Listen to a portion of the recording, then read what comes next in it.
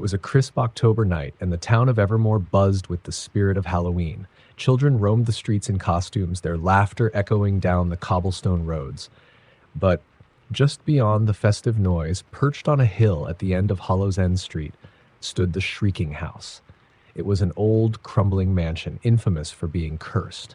No one dared to go near it, not on any night, and especially not on Halloween. Legend had it that 50 years ago, a man named Richard Hollow lived in the mansion with his family. One Halloween night, the town heard blood-curdling screams coming from the house. By morning, Richard was found wandering the streets, his eyes hollow and his skin pale as death. His wife and children had vanished, leaving only trails of blood in their beds. Richard never spoke of what happened, and the house had been abandoned ever since. The local teenagers, always eager for a thrill, decided to challenge fate that Halloween. 5 of them, Max, Sarah, Ben, Emma, and Jake, thought it would be the perfect night to break into the Shrieking House, film everything, and prove the old stories wrong. Armed with flashlights, phones, and their nerve, they made their way to Hollow's End. The house loomed larger as they approached, its silhouette jagged and menacing against the moonlit sky. The wind seemed to carry whispers as it whipped through the trees. Max, the leader of the group, pushed the rusty gate open, the screech of metal sending a shiver down their spines. "Just a house, right?" Max said, trying to laugh. The others nodded, though their faces were tense. They stepped inside, their flashlights casting long shadows on the peeling wallpaper. Dust motes hung in the air, and the floor creaked with every step they took. There was an eerie stillness in the house, as though it had been waiting for them. "Let's split up," Max suggested.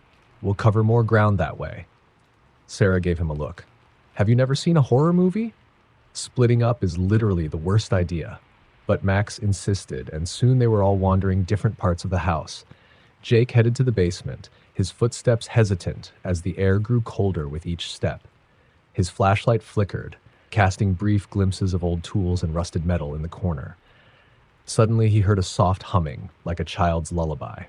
He froze, holding his breath, his heart pounding in his chest. Slowly he swung his light around the room. In the far corner, half hidden in the darkness, was a small rocking chair. It creaked back and forth as if someone or something was sitting in it, but no one was there. Upstairs, Emma and Ben explored the master bedroom. A large, broken mirror covered one wall, shards of glass scattered across the floor. Emma's phone buzzed in her pocket, a notification lighting up the screen. "Who's texting you at a time like this?" Ben asked, nervously scanning the room. Emma frowned. "It's not a text. It's a message from me?" She looked down at the phone, and her blood turned cold. The message was from her own number. All it said was, "You shouldn't have come." Suddenly, the door to the room slammed shut, trapping them inside. Emma screamed, but her voice seemed swallowed by the darkness. The temperature dropped sharply, their breath now visible in the air. Meanwhile, Max and Sarah had ventured into the attic. The ceiling was low, and the smell of mildew filled the space. Max pointed his flashlight around, revealing old trunks and furniture covered in white sheets. In the center of the attic stood a large wardrobe, its wooden door slightly ajar. "We have to check it out." "This is," Max whispered, his voice strained. They approached the wardrobe cautiously. As Max reached for the door, they both heard it, a low, guttural growl coming from inside. Sarah's heart raced. "Max, don't open it," she pleaded. But Max was already pulling the door wide open. Inside was nothing but an empty, dark space. Max let out a nervous laugh. "See, just our minds playing tricks on us." But before they could turn away, something moved. A black, shadowy figure slid out of the wardrobe and darted across the room, faster than either of them could react. It disappeared into the corner, melting into the shadows. Suddenly, Sarah screamed, clutching her arm. When she pulled her hand away, long, deep scratches marred her skin, fresh blood dripping from them. "We need to get out of here," she gasped.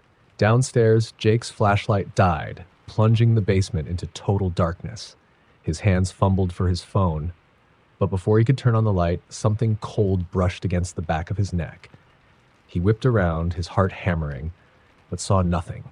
He could feel it now. Something was watching him, breathing. In the pitch blackness, a pair of red, glowing eyes blinked open, staring directly at him. Jake bolted up the stairs, his screams echoing through the house.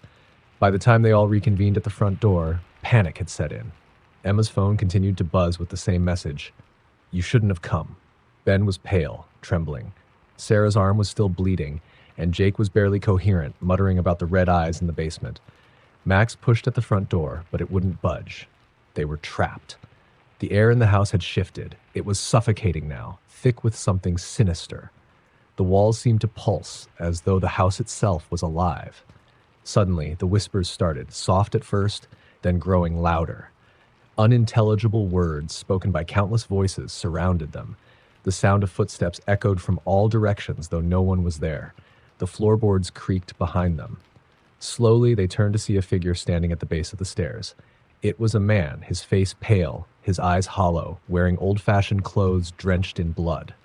Richard Hollow. His lips moved, though no sound came out, but his message was clear. The house wanted them. In a final, desperate attempt, Max threw himself at the door, slamming it with his shoulder. It gave way with a loud crack, and they stumbled outside into the cold night air. The whispers stopped. The house was silent once again. Breathing heavily, they looked back at the mansion. Its windows were dark, and for a brief moment, they thought they were safe. But as they turned to leave, Sarah let out a blood-curdling scream. On the front steps, the shadowy figure stood, watching them.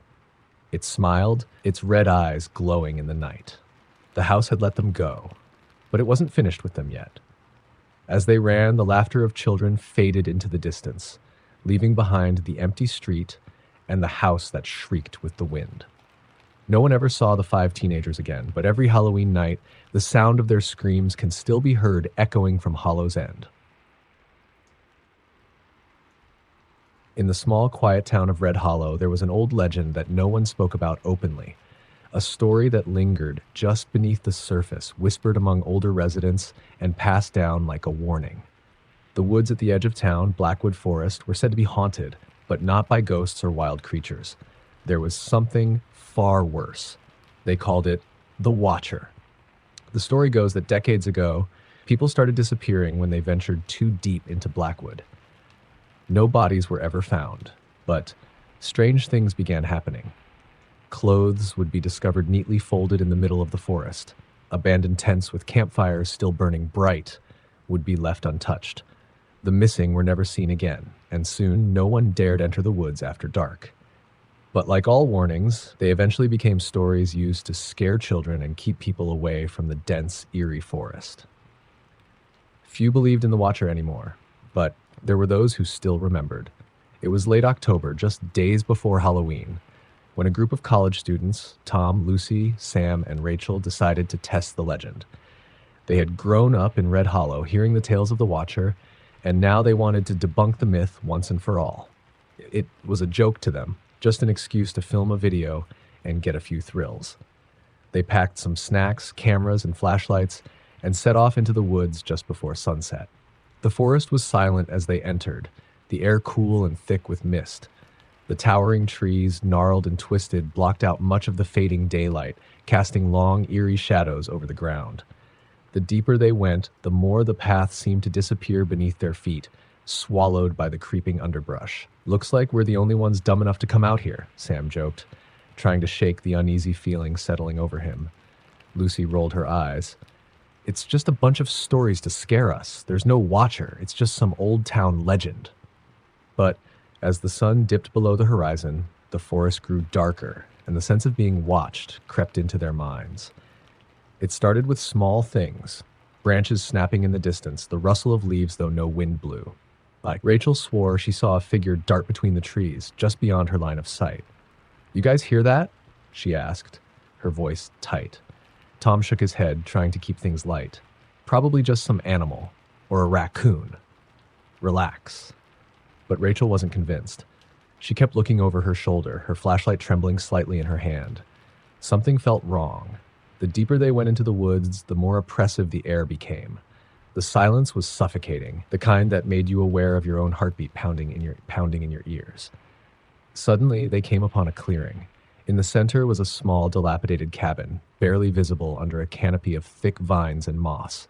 Its windows were dark, and the door hung slightly ajar, swaying gently as if it had just been opened. "Guess we found a perfect spot for our horror movie," Tom said, pulling out his camera. Sam walked ahead, peeking through the broken windows. This place looks like no one's been here in years. Probably just a hunting cabin. Rachel didn't move. Her eyes were fixed on something near the edge of the clearing. She pointed with a trembling finger. Look, over there. At first, they didn't see what she was pointing at, but then, emerging from the shadows of the trees, they saw it. A figure, impossibly tall, standing completely still.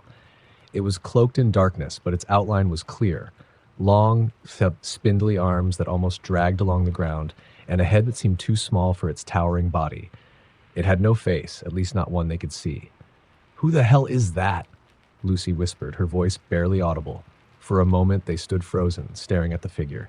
It didn't move, didn't make a sound. It just watched. "Maybe it's just some guy," Tom suggested, though his voice wavered. "Let's just get out of here." They slowly backed away, their eyes never leaving the figure. But as they retreated, the thing began to move. It didn't walk. It glided silently across the ground, its head cocked at an unnatural angle, always watching them.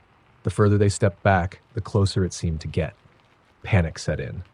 They turned and ran, tearing through the dense forest, branches whipping at their faces and arms. The sound of their frantic breathing filled the air, but behind them, the forest remained silent. Too silent. No footsteps, no rustling leaves, nothing, but they knew it was following.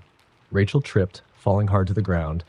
The others rushed to help her up, but as they did, Lucy let out a strangled scream. In the distance, barely visible between the trees, stood the Watcher. Closer now. Much closer. Its long arms reached out as though beckoning them forward. They ran faster, adrenaline pumping through their veins. The path was gone now, swallowed by the forest, and they had no idea where they were. But they could still feel it, that horrible sensation of being watched, of being hunted.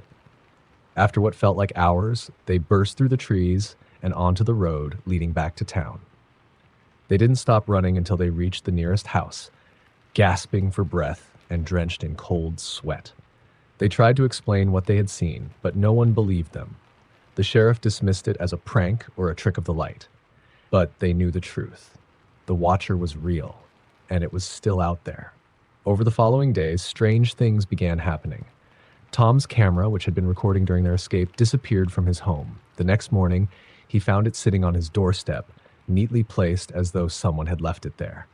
When he checked the footage, it was corrupted, except for one frame. In the still image, taken just before they ran, the figure of the Watcher was closer than they remembered. It was no longer standing in the trees. It was standing just behind them, and its eyes were glowing. From that day on, none of them ever went near Blackwood Forest again. But every October, they would see the signs, the missing pets, the strange footprints leading into the woods, the uneasy feeling that someone, somewhere was watching them. And every Halloween, without fail, they would hear the same rumor. Another person had gone missing in the forest. The Watcher never stopped. It was always waiting for the next ones, brave or foolish enough to enter its woods. And it was always watching. In the heart of an old, forgotten town stood a shop with no sign. Its windows were grimy, the glass cracked, and its door, splintered and barely hanging on its hinges, had not been opened in years. This was the dollmaker's shop. Few people remembered it, and fewer still dared to speak its name. But once, it had been the most popular store in town, known for its beautiful, lifelike dolls. Decades ago, the shop belonged to a man named Elias Wren. He was a reclusive figure, rarely seen outside of his shop, but his talent was undeniable. Each doll he created was flawless, with intricate details and glass eyes that seemed to follow your every move. People traveled from miles away to purchase one of his creations. There were whispers that the dolls were almost too perfect, too lifelike. Some even claimed they could swear the dolls blinked when they weren't looking. But then, one day, the shop closed suddenly, and Elias vanished without a trace. The townspeople gossiped about it for years, speculating that something terrible must have happened, but no one ever dared to investigate. The shop sat in silence, slowly decaying, until it became just another abandoned building in a town that was dying. That was until Sarah, a young woman new to the town, heard about the shop from a few locals. She was intrigued, drawn to the mystery surrounding the place, and decided to investigate for herself. One rainy afternoon, while wandering the deserted streets, she found the old shop. The door was slightly ajar, and curiosity got the better of her. Sarah stepped inside, the musty smell of decay hitting her immediately. Dust covered every surface, and the faint light from the windows barely illuminated the interior. Shelves lined the walls, though they were empty now, except for a few cobweb-covered dolls sitting forgotten in the corners. Each doll seemed frozen in time, staring blankly ahead with those unnervingly realistic eyes. As Sarah explored further, she found a small workbench at the back of the shop. Old tools, scattered bits of porcelain, and a few unfinished doll parts lay strewn across the table. But what caught her attention was a large book covered in dust, its leather binding cracked and faded. She opened it carefully, revealing page after page of handwritten notes. They were Elias Wren's journals, filled with details about his work. At first, the entries were mundane, details about materials, techniques, and sketches of designs. But as she flipped through, the tone of the writing changed. Elias had started writing about strange occurrences, about hearing whispers in the shop when no one else was there, and about how the dolls had begun to move on their own. He wrote of sleepless nights, of waking to find the dolls standing in different positions than he had left them. He even described how he began to see figures in the corners of his eyes, shadowy, faceless forms that disappeared whenever he turned to face them. The last few entries were frantic, almost illegible. Elias wrote about a presence in the shop, something dark and ancient that had attached itself to his creations. He believed that whatever force was controlling the dolls had cursed him, and the only way to stop it was to destroy his work. But before he could, it was too late. Suddenly, Sarah felt a chill run down her spine, and the air in the shop seemed to grow colder. The hairs on the back of her neck stood on end, and she had the distinct feeling that she was being watched. She turned slowly, and her breath caught in her throat.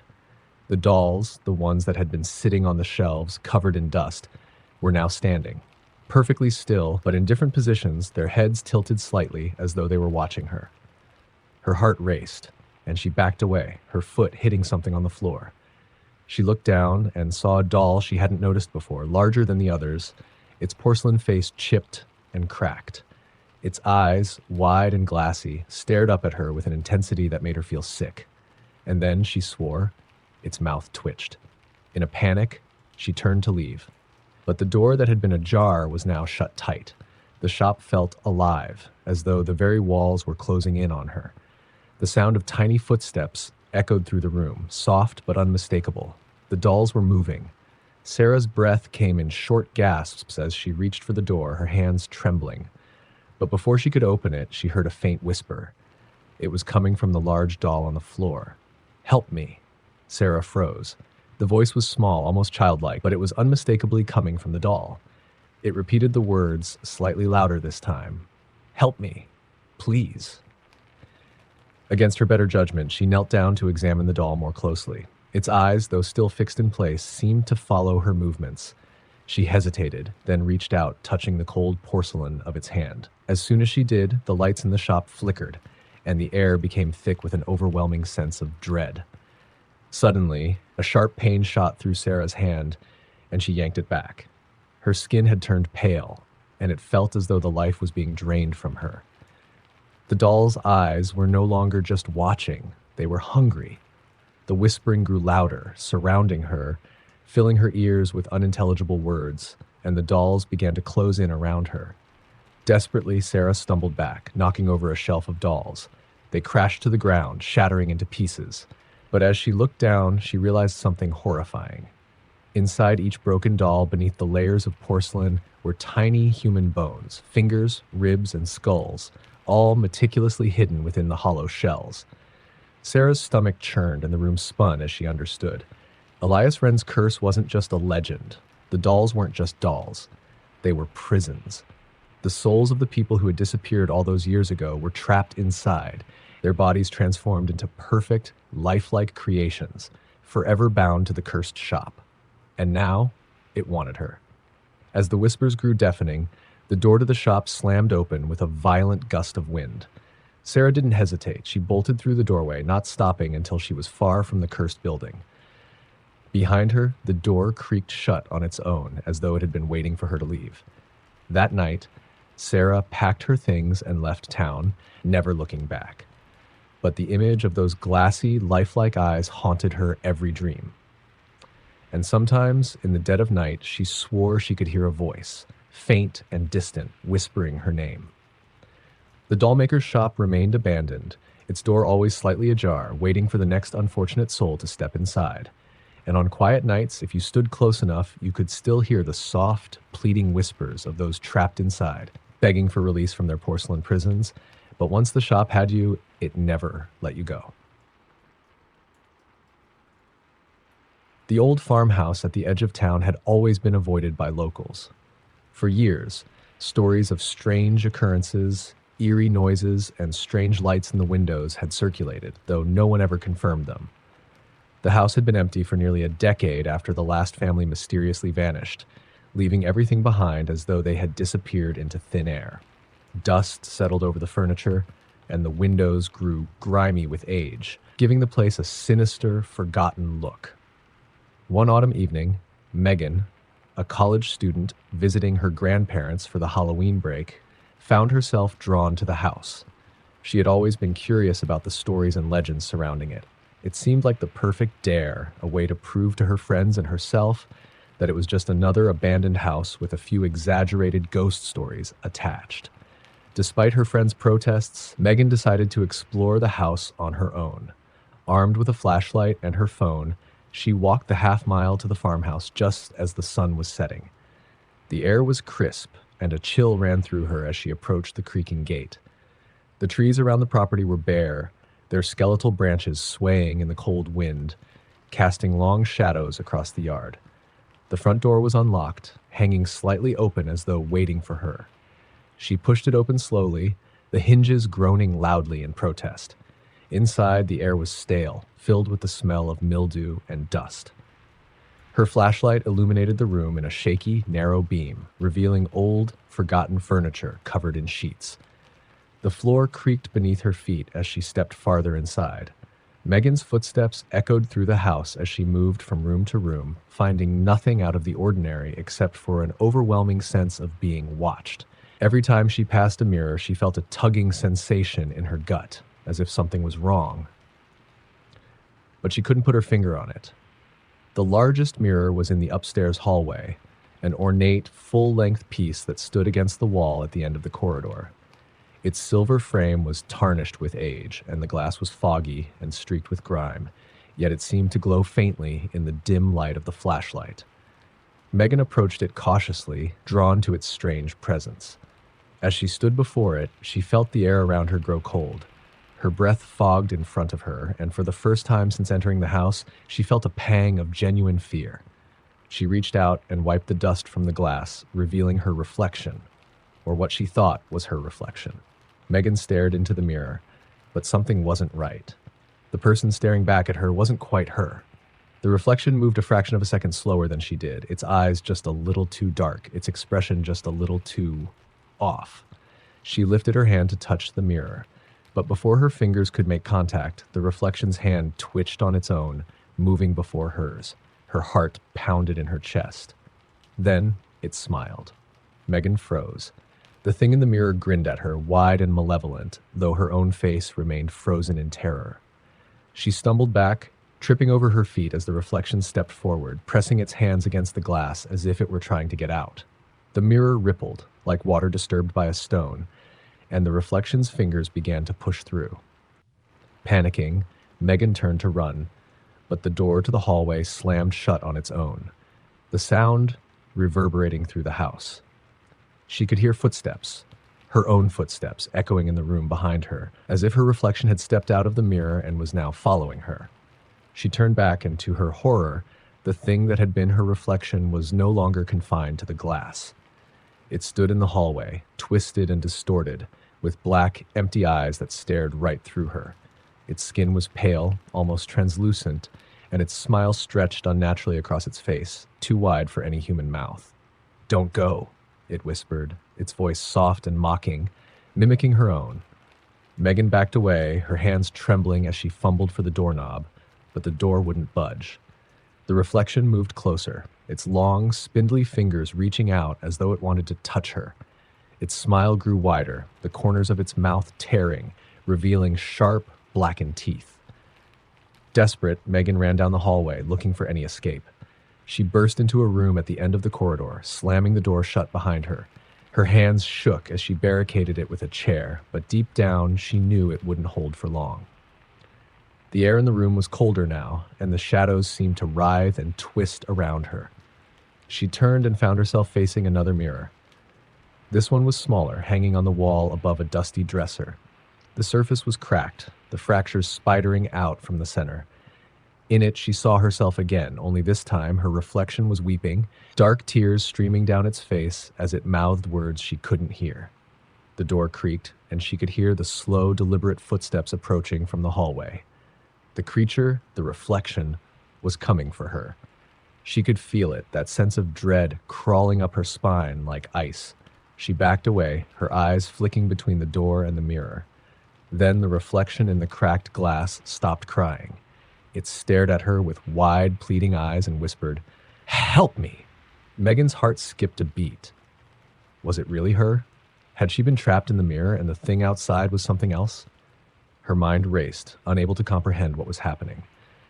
The whispers grew louder, filling her ears, the sound of her own voice begging for help, for release. The door slammed open and the creature stood there, its head tilted at an unnatural angle, its black eyes fixed on her. It grinned, wider than ever, by stepping closer with its impossibly long arms outstretched. In a last, desperate move, Megan turned and smashed the mirror with her fist, shattering it into 1,000 pieces. The room plunged into darkness, the air thick with the sound of shattering glass, and a piercing, otherworldly scream. When she opened her eyes, she was standing in the hallway again, the mirrors around her broken and shattered. The reflection, or whatever it had been, was gone. The house was silent, except for the faint sound of wind whistling through the broken windows. Megan didn't stay to figure out what had happened. She ran, stumbling out of the house, her heart racing, her mind in a haze of fear and disbelief. She didn't stop running until she reached the safety of her grandparents' home. For weeks, Megan tried to shake the experience, convincing herself it had all been a horrible nightmare, a trick of her mind. But every time she passed a mirror, she couldn't help but look, just to make sure. And every now and then, when the room was dark and quiet, she swore she could see something move behind the glass, a shadow that wasn't hers. One night, as she was getting ready for bed, she glanced into the bathroom mirror. Her reflection stared back at her, normal in every way. But as she turned to leave, her reflection didn't move. It stayed still, watching her leave the room with a knowing smile creeping across its face. And then it blinked. From that moment on, Megan avoided mirrors. But no matter how hard she tried, she couldn't escape the feeling that something, some part of her, had been left behind, trapped forever in the shadowy depths of the mirror, waiting for the right moment to switch places again. The year was 1993, and Bethany had just moved into a small, one-bedroom apartment on the outskirts of the city. It wasn't much, cracked walls, creaky floorboards, and a few flickering light bulbs, but it was affordable, and she needed a place to start fresh after a bad breakup. She kept herself busy with work, trying to avoid the loneliness that crept in after sundown, when the only sounds were the hum of the refrigerator and the distant barking of dogs. One night, as she was settling into bed, her phone rang. It was an old rotary phone, the kind with the heavy receiver and loud, shrill ring that echoed through the tiny apartment. She wasn't expecting any calls, especially at midnight, and for a moment she thought about letting it go to voicemail. But curiosity got the better of her. She picked up the receiver and pressed it to her ear. "Hello?" she asked, her voice uncertain. There was a long silence on the other end. No static, no background noise, just silence. Bethany felt a shiver crawl up her spine. She was about to hang up when a soft voice whispered through the line. "Is Sarah there?" Bethany frowned, her heart quickening slightly. "No, I think you have the wrong number," she said. The voice paused for a moment, then replied, "Are you sure? She used to live there." Bethany's hand tightened around the phone. It wasn't unusual for people to call old numbers, but something about the way the voice lingered made her uneasy. It was low, raspy, almost like the speaker was struggling to form the words. "I'm sorry, no one by that name lives here," Bethany repeated, trying to keep her tone even. The silence returned, stretching uncomfortably long before the voice finally said, "Okay, I'll call back later." The line went dead, and Bethany was left holding the receiver while staring at it in confusion. She shrugged it off, assuming it was just some late-night prank or someone who dialed the wrong number. She hung up and went to bed, though it took her a while to shake the unsettling feeling that lingered after the call.